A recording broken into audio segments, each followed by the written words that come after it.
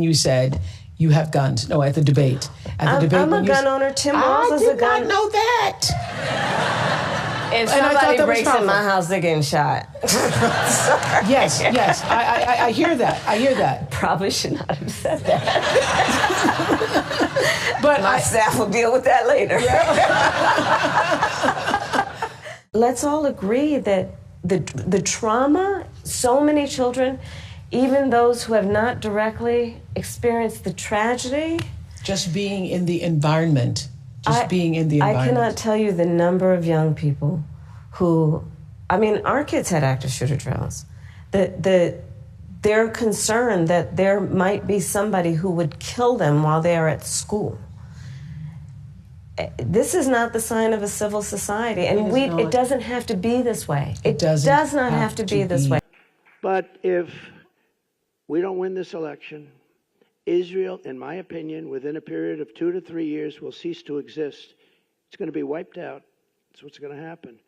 It's a tough thing to say, but what difference does it make from my standpoint? I have to tell you the truth, and maybe you'll be energized, because there's no way that I should be getting 40% of the vote. I'm the one that's protecting you. These are the people that are going to destroy you, and you have 60% of the Jewish people essentially voting for them. If I do win, Israel will be safe and secure, and we will stop the toxic poison of anti-Semitism from spreading all over America and all over the world. We'll get it stopped.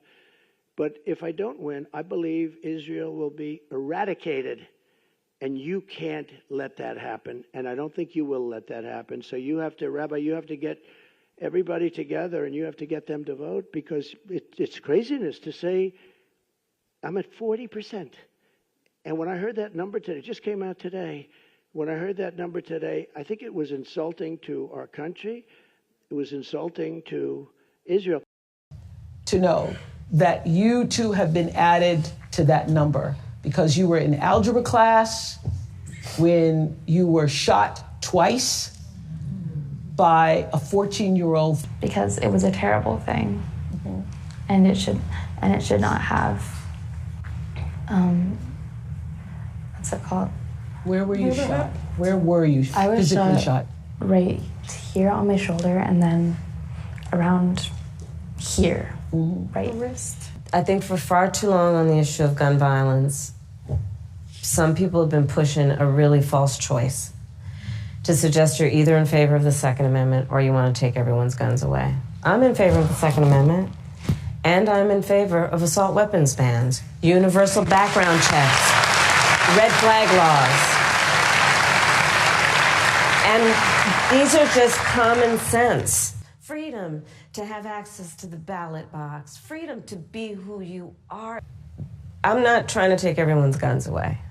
I believe in the Second Amendment, but we have to agree that, look, I did last fall a college tour with college-age young people, so I also did trade schools, and packed audience every time in their auditorium, and I would ask, please raise your hand if at any point between kindergarten and 12th grade you had to endure an active shooter drill. Almost every hand went up. It was bone-chilling. Yeah, this is the way our kids are living. Yeah. And power. Yes, the people in power. Let's make it. Let's all agree that the trauma, so many children, even those who have not directly experienced the tragedy. Just being in the environment. I cannot tell you the number of young people who, our kids had active shooter drills. They're concerned that there might be somebody who would kill them while they are at school. This is not the sign of a civil society, and it doesn't have to be this way. It does not have to be this way. Thoughts and prayers, lives are being destroyed. Look, my opponent, when he was told and knew about a shooting of a young girl, you know what he said? Get over it. Get over it. No, we're not getting over it. No, and to the point, everyone should have a sense of collective responsibility for the children of our community. Yes. And understand their right to live and be safe. Thank you, Madam Vice President.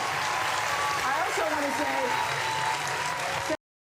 So we have to save Israel. Look, you're here for a reason. We have to save Israel. This is no longer games. This is no longer games.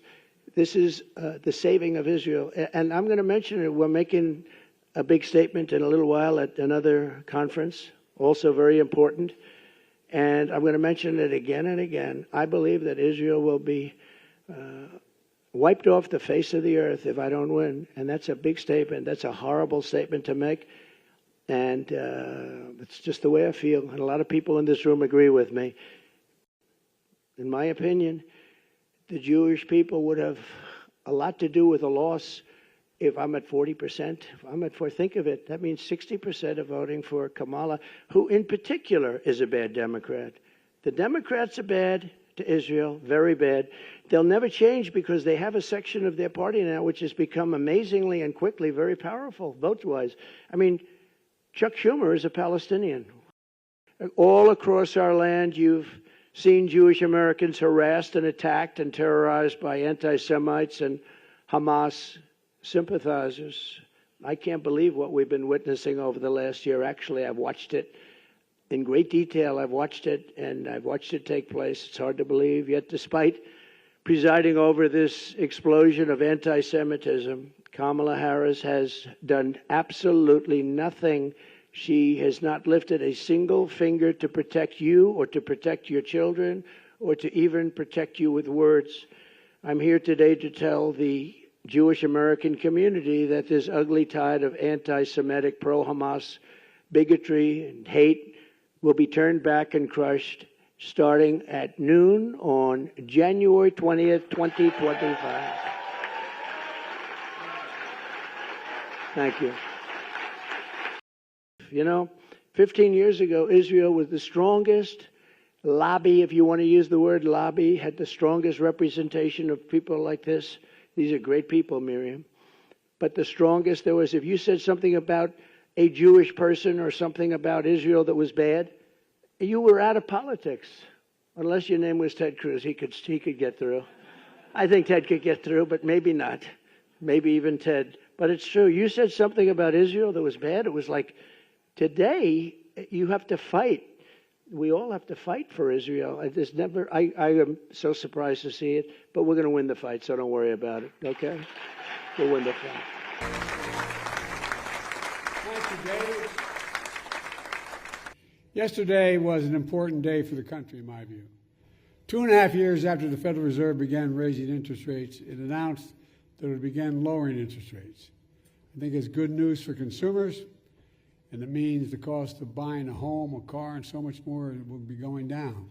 And it's good news, in my view, for the overall economy, because lower borrowing costs will support economic growth.